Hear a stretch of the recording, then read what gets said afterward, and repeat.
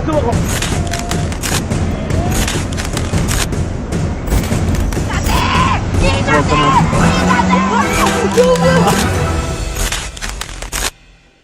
¿Cómo ve usted el nivel de descomposición social y de estrés que viene con esto? ¿Sabe usted que el estrés es una reacción del cuerpo ante un desafío o una demanda?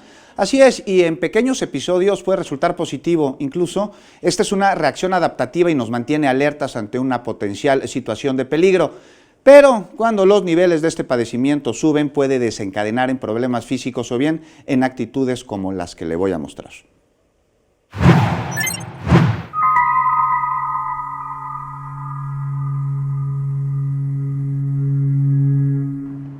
Este conjunto de reacciones fisiológicas puede afectar el cuerpo, pensamientos, sentimientos e incluso el comportamiento de una persona.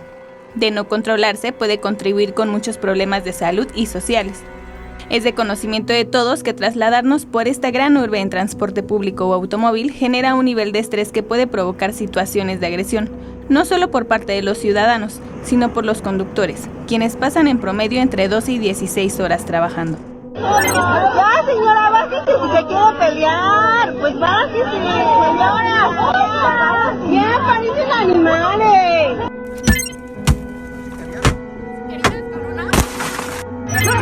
Ya estuvo, compañía. Señor, tiene familia, cántese, señor, tiene familia. Déjalo. No, señor.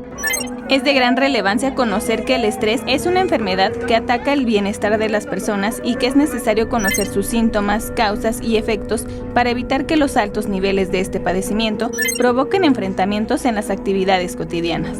Y es que de acuerdo con la OMS, México ocupa el primer lugar en estrés, mismo que está asociado principalmente al ámbito laboral.